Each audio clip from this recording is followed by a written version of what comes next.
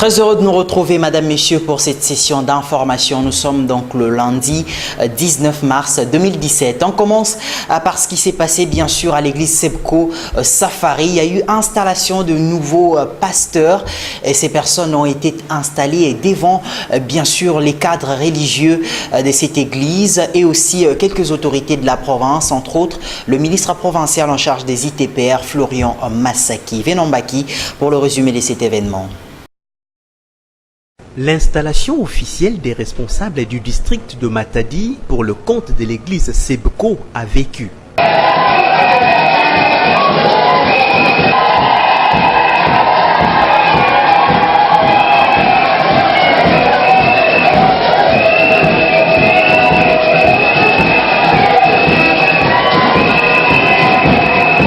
Dimanche 19 mars 2017, les pasteurs Makonko de l'église Sebco Kitomesa et les pasteurs Lala de l'église Sebco Mikondo ont été respectivement installés officiellement afin d'amener à bon port les activités de la communauté. C'était au cours d'un culte hors du commun, célébré par le représentant légal de l'église Sebco, le pasteur Bafouidinti, que cette cérémonie s'est déroulée. À noter que cette cérémonie d'installation officielle a bénéficié de la présence du ministre provincial des Travaux publics et infrastructures, M. Florian Massaki, du bourgmestre de la commune de Matadi, de l'adjoint de M. le maire de Matadi, d'un parterre des hommes des dieux, ainsi que des fidèles de l'église Sebco.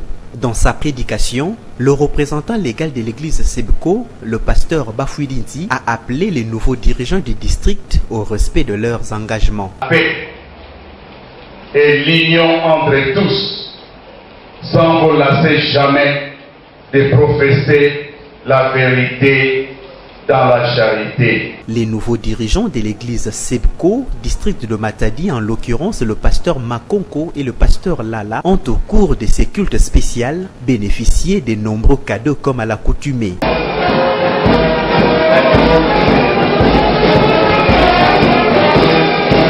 Secrétaire général, représentant légal,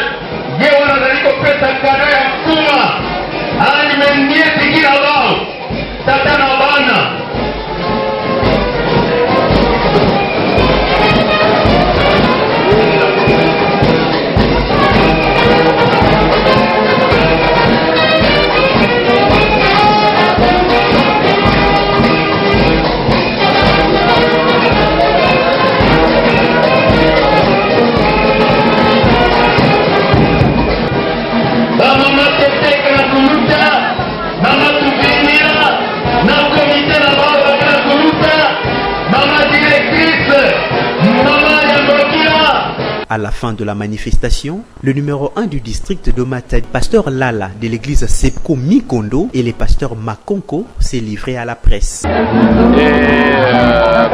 pasteur provincial de la Sebco et pasteur du district de Matadi, je pense que tout s'est passé très très bien. Nous sommes fiers de la participation. Il y a eu la participation de tous, même les hommes politiques étaient avec nous, même le ministre, le maire de la ville, l'adjointe et le bourgmestre. Nous sommes très contents et tout s'est bien passé. Les enfants de Dieu se sont retrouvés en enfants de Dieu et ça nous a honorés quand même.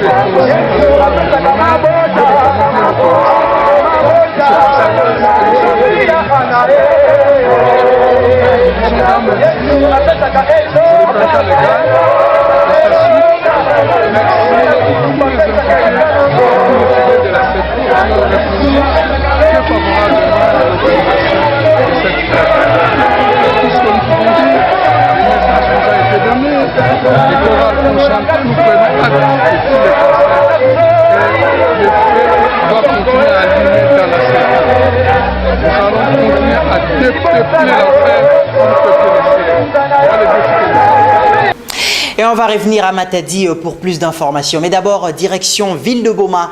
Et là-bas, on commence au quartier Mbango, dans la commune de Kabondo, endroit où une cabine électrique a souvent été victime d'inondations. Après chaque pluie, cette cabine est inondée. Pourtant, elle reste sous tension et cela est un vrai danger, clame la population qui habite bien sûr cette partie du Congo central à Boma. Regardez.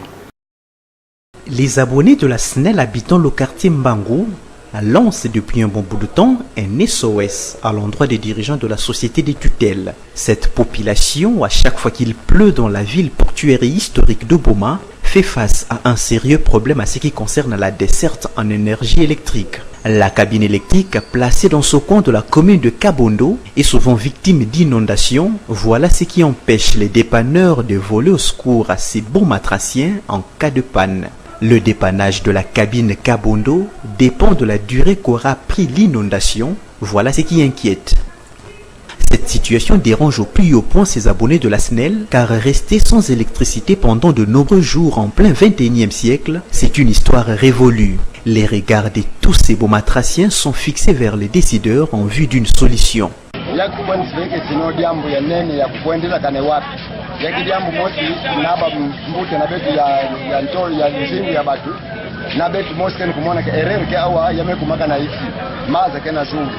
Alors na mkimbi yai même mpule ya fioti mwayo kote na kabini tele population kete pena analize na une semaine parce que maza kene kwenda pe il faut toujours ku pepa kamaza avant baba akamwaye kupota et même pas ampuli kwani yake monne clair que na pipa na ampuli kwani kuna yake ile pe alors sinon tukuleke awa basa de fondation monte fondation ba mettre na jour kusumba parcelle yanka keke ni serve parce que ba parcelle ke coffre batwe kumaka kuna ngeko na source problème toute la fondation monte na jour plaqué na jour limeni kwani sinon na munu idea yake kwani feke ya kutubila na ya kuendelea na ba class bien kwenda ba club mindela kwa sababu ya betu meke problème ya fiote kwani ile sala kwani ke tout le kwani fondation momba basoko ndia ya bwala elle va mettre tout le monde plaque na jour tout le ba transport na jour cette nuit.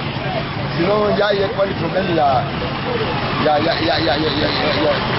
nzambi pesa ngolo na ba kualisi na betu zamu ba baka solution na kima yai ya isi le problème peke tu ngisabati na betu bien population bien bafumo betu sinon na monde plein kwa même.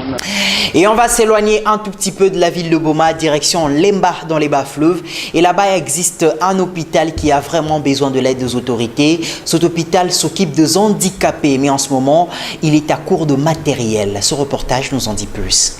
Ils prennent soin des handicapés physiques, et ça depuis plus de 9 ans, gratuitement. Dans le bas-fleuve, dans cette cité de Lemba, cette ONG est un vrai samaritain. Le malade ne paye que ses médicaments et rien de plus. Mais la polyclinique Badi Ndouzi est à court de fournitures, tant financières que matérielles. Cela s'explique par le nombre d'handicapés qu'elle soigne tout le jour, en provenance de plusieurs villages, des alentours et lointains. Une occasion pour les responsables de demander de l'aide auprès des autorités provinciales. Il y a que ONG, il y a que Fondation pour les handicapés sans frontières. À Lemba Awa, il y a que projet qui baka soin handicapés, qui baka soin gratuitement, qui sumba bankisi ba on a ba famille ba. Depuis le 12 décembre, betwe ko ça 10 ans awa na Lemba, banda projet ngo banda kana chamfu muti ya mekuiza awa. Mais il que betwe na problème à fonctionnement. Betwe na mo difficulté fioti pour betwe futila incho yai ba malade à part ba handicapé ke ba ka soin gratuit betwe pesa pe traitement na ba privé mais ba client ke moins rare injo ya kufutila charge na ba prime ya kupesa ba infirmier ke moins pas équipement ke ya fioti mais betwe na zone ba autorité ba buela betu ba mboko ba yina ke na ntima bien sana nini handicapé c'est prendre en charge sana nini betike na problème beto zona ve handicapé kwenda lombaka yauna na don ya iba pesa ka beto na homone monti beto zona faire évoluer yao sa mo handicapé andi baka kisalo tala handicapé ke buta mwana dikoka kaka ve mwana kuvanguka kaka ve bana ina ke sosa babaka instruction ba soin ba santé yauna betike na sosa ba na mutu nyonso ke na ntima mbote zona sa projet apo depuis 10 ans betike awa handicapé au moins que baka soin ba gratuit usumba kaka bankisi mais betuke na manque d'équipement ben monte même tala na kati afu ba matela nkaka kelevé il faut beto boela ba infirmier ke fioti mais privé ba kuiza ku aider beto na kubakela ka soin awa. Et pour en finir avec cette page locale, on va rester à Lemba pour voir maintenant là l'état du marché principal de cette cité. Bien sûr, des étalages inexistants, et les marchandises sont étalées à même le sol. Le marché est vraiment dans un sale état. Ce reportage nous en parle et surtout des marchands qui souhaitent que les autorités de la province du Congo central puissent apporter de l'aide pour la réhabilitation de ce milieu commercial. Regardez. Existe-t-il en République démocratique du Congo en général et au Congo central en particulier une politique de développement rural? C'est la question que la population se pose. Car dans plusieurs agglomérations et villages qui comptent le Congo central, le sous-développement est réel. C'est le cas de la cité de Lemba. L'essentiel des activités commerciales se passe sur cet endroit. C'est donc le marché central de la population de Lemba. Les échanges se passe dans les conditions qu'indiquent les images. La vente se fait à même les sols, les installations hygiéniques n'existent pas, bref, le calvaire est bien réel. Selon un des commerçants rencontrés sur place, en lieu et place d'attendre les autorités, la population elle-même pouvait s'organiser pour la construction de quelques étalages. La conjoncture difficile qu'ils traversent malheureusement constitue le principal goulot d'étranglement. Ainsi, ils ne peuvent tourner leur regard que vers les autorités qui de droit devraient penser à la construction d'un marché digne de ces noms sur place, car la taxe journalière se paye sans faille. Par rapport à vos questions que vous venez de me poser, pour ce qui concerne peut-être comment est-ce qu'on peut se protéger contre la pluie, vous voyez le soleil. Évidemment, s'il sait vraiment, je ne sais pas comment vous répondre, parce que, en fait, nous avons un sérieux problème. Évidemment, si peut-être il y avait une bonne collaboration entre nous et puis la population tout entière, on devait peut-être s'organiser pour chercher des voisins moyens pour peut-être créer, chercher des moyens pour peut-être essayer d'arranger soit des étalages, mais par rapport à cette question-là, soit par rapport à cette initiative, c'est pratiquement impossible parce que la vie devient tellement difficile. C'est pourquoi il y a des fois, à chaque fois, si nous avons un problème, nous faisons notre recours au niveau de l'État. Mais on continue toujours à espérer. Mais malgré ça, toujours nous demandons quand même que l'État, que ce soit le gouvernement provincial, puisse nous quand même nous satisfaire pour que nous puissions bien vendre dans de bonnes conditions. Par exemple, bientôt il y aura la saison pluvieuse. Vous voyez, même s'il y a une faute de pluie, pour se protéger vraiment c'est pratiquement impossible. Même si, par exemple, faire quelques étalages, tout cela, ça dépend des efforts personnels. Or, pour qu'il y ait quand même une vivacité, vraiment une bonne marche, dans tout cela, quand même, nous demandons à notre gouvernement, soit provincial, qui nous aide pour que nous puissions quand même atteindre l'objectif de bien vendre et surtout peut-être pour construire les marchés. Parce que nous avons essayé de construire des toilettes, des douches, tellement que cette douche-là a été fabriquée en planche. On a tout volé. Les voleurs ont volé les planches. C'est pourquoi quand même nous demandons quand même à notre gouvernement de nous satisfaire de façon que les marchés, on puisse quand même nous construire les marchés. Les taxes comme telles, on paie des taxes, par exemple nous avons des services qui arrivent ici, par exemple l'affaire économique, on paie aussi, parce que ici on paie des patates.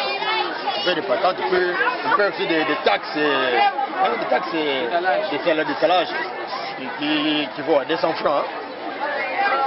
Peut-être. Et puis, nous fournissons aussi les efforts. Nous-mêmes, on cotise des 100 fois là pour essayer de chercher les gens qui peuvent peut-être nettoyer les marchés. Vraiment, à ce niveau-là, vraiment, c'est ça que nous faisons. Et avant de parler international, on va quand même revenir à Matadi pour voir ce qui s'est passé au terrain Camp Redjaf dimanche. Il y avait un match de football qui opposait les membres du club des fidèles de Sarah TV face aux anciens élèves de Kangou. Le match s'est terminé sur un score de 3-1 en faveur du club des fidèles de Sarah TV. Reportage. Ils sont aussi dans le loisir et le divertissement. Les membres du club des fidèles de Sarah TV ont affronté en match de football amical les anciens élèves de Kangou.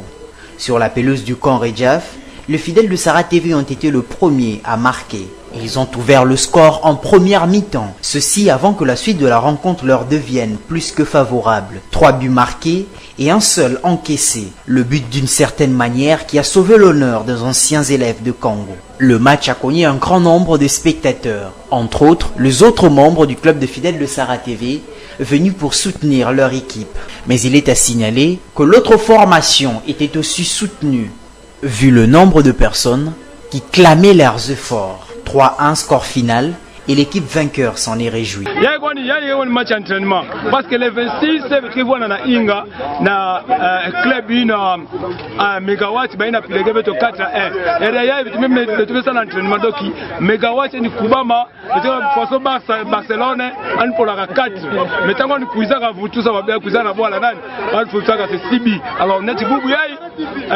papa nyabeto ya Aseika vraiment ba meba ka moi 3 ya ba una mos ba memeka kuvutukisa ba mevutusa mais qui me met ça ba vutusa ça mona arbitre voilà na côté ba équipe match à tête de boula ya yai alors beno vingila notre que boula retour vraiment ça vous devez les retenir on va jouer le match retour vous nous avez battu par 3-1 et je crois que le retour je ne sais rien dire juste là je suis sûr que vous serez battus même 5-0. Voilà qui laisse place aux informations étrangères comme d'habitude un condensé signé Solvin Bakou avec l'aide de France 24. Priorité numéro 1 pour Marine Le Pen et François Fillon, faire oublier les affaires et parler enfin de leur programme, car jusqu'ici, les débats de fond ont été quasi occultés. Désormais, toutes les questions qui relèvent de la justice et qui me seront posées par les journalistes, c'est mon avocat. Développer leur programme, c'est aussi ce que vont tenter de faire Benoît Hamon et Jean-Luc Mélenchon. Peu audibles ces dernières semaines, ils ont tous les deux mis un coup d'accélérateur à leur campagne ce week-end avec de grands rassemblements à Paris. Nous sommes venus ici de partout proposer à notre peuple de mettre fin à la monarchie présidentielle. Si je porte le flambeau de la gauche, c'est pour rallumer d'abord la flamme de la République. Le débat de ce soir sera aussi l'occasion de voir si les deux candidats vont s'opposer frontalement pour gagner la bataille du leadership à gauche. Pour Emmanuel Macron, c'est le débat de tous les risques. Très bien placé dans les sondages, il pourrait être la cible à abattre. Jamais passé par la case primaire, ce sera son premier débat. Les 5 candidats seront sur ce plateau pendant 2h30 et ils devront convaincre à tout prix, car selon les derniers sondages, 4 électeurs sur 10 sont encore indécis. Des nuages de fumée au-dessus des quartiers est de Damas, des zones bombardées par l'armée syrienne, réplique à une attaque surprise des rebelles. Selon la télévision d'État, ce sont les djihadistes de Fateh el-Sham, l'ancienne branche Al-Qaïda dans le pays, et leurs alliés qui ont lancé une offensive éclair. Ils sont d'abord partis du quartier de Jobar en direction du centre-ville. Plusieurs attaques auraient été lancées. 2 voitures piégées et plusieurs kamikazes. Ce n'est pas une escarmouche, c'est une tentative de gagner du terrain. Les combattants se sont ensuite dirigés vers le secteur de Kaboun dans la soirée. Le but, relier Jobar à ce quartier de la ville pour créer un nouveau front et soulager les insurgés du nord de Damas, constamment bombardés par les forces du régime. Ces combats sont une nouvelle fois la preuve que le cessez-le-feu négocié en décembre n'est pas respecté dans le pays.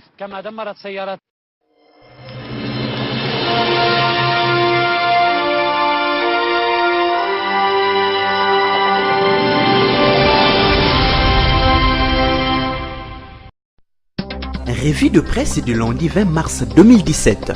Les journaux de Kinshasa centrent leurs sujets sur la situation sécuritaire dans les provinces du Kasaï central, Kasaï oriental, Kasaï et Lomami. Le journal Le Phare rapporte qu'au cours d'une conférence de presse, l'auditeur général de FRDC a rendu public les résultats des enquêtes menées dans les provinces du Kasaï central et Kasaï oriental à la suite de la diffusion d'une vidéo montrant des hommes présentés comme des FRDC tuant des présumés miliciens Kamwenansap. Selon le journal, la vidéo incriminée était l'œuvre d'un membre des FRDC présent sur les lieux de crime qui avait pris soin de faire des copies dont l'une a été trouvée sur un de ses compagnons d'armes. L'authenticité de ces images macabres tend à confirmer aussi celle de l'existence des fosses communes où reposent des victimes de la barbarie de certains éléments des FRDC dans cette partie de la République, conclut le quotidien.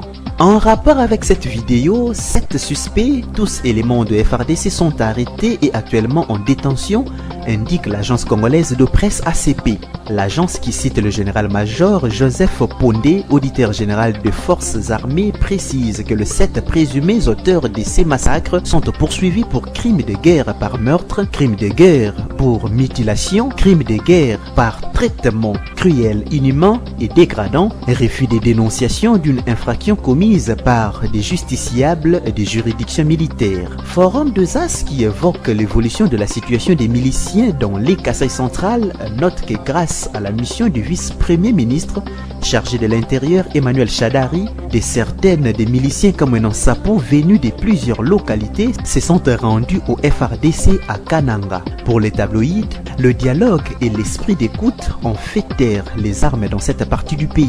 Le journal L'Avenir ajoute qu'Emmanuel Chadari avec la famille régnante et le chef coutumier ont convenu de l'exhumation et de la présentation des restes de feu chef coutumier Kamwena Sapo, la désignation et l'intronisation de son remplaçant au plus tard cette semaine suivie de rites coutumiers. Pour le journal, c'est le chef qui recevra les dons du gouvernement à cette population meurtrie par plusieurs mois de violence et va œuvrer pour la paix. Au chapitre politique, le journal Le Phare s'intéresse aux négociations politiques à la Senko et titre « Rassemblement, le frère ennemi attendu ce lundi à la Senko ». Le quotidien précise que cette rencontre va tenter de réconcilier le zèle de Félix Tshisekedi, considéré par les évêques membres de la Senko comme leur unique correspondant au niveau du rassemblement, et de Joseph Olengankoy, qui a reçu un soutien actif de la majorité présidentielle et ses satellites lorsqu'il a formulé en séance plénière une motion contestant la désignation de Félix Tshisekedi à la présidence du rassemblement. Le rapprochement de Félix Tshisekedi avec le camp de Joseph Olengankoy est indispensable pour permettre au rassemblement de débattre en toute sérénité avec la majorité présidentielle des points qui fâchent au niveau de l'arrangement particulier. Le journal La Prospérité, qui analyse la position du bureau de la Senko, estime que les évêques, partant de leur mission des beaux offices, devraient s'interdire de mettre les doigts dans ces conflits en prenant position pour l'une ou l'autre aile du rassemblement. L'affaire est tellement sérieuse qu'il n'appartiendrait pas à la Senko de marquer leur préférence pour tel ou tel autre leader, fut-il le fils de Tshisekedi, pour légitimer son aile au détriment de deux autres, conclut le journal. Forum de ZAS, qui a accordé la parole à Joseph Olengankoy, affirme que le président des FONIS ne comprend pas l'empressement injustifié des évêques, a déclaré Félix Tshisekedi, chef du rassemblement et seul interlocuteur valable à leurs yeux. Pour Joseph Olengankoy, la préférence de la médiation n'a pas résolu le problème lié à la restructuration précipitée du rassemblement, lesquels à ses yeux restent entiers, rappelle le tabloïd. Et enfin, ce qui fait dire à l'avenir que la position des évêques divise le chrétien. L'abbé Chollet a notamment et clairement pris position pour une aile du rassemblement, sans avoir au préalable entendu les autres factions dissidentes, explique le journal qui conclut que cette position rompt avec celle affirmée et répétée de l'église au milieu du village. C'est tout pour cette revue de presse. Merci à vous de l'avoir suivi.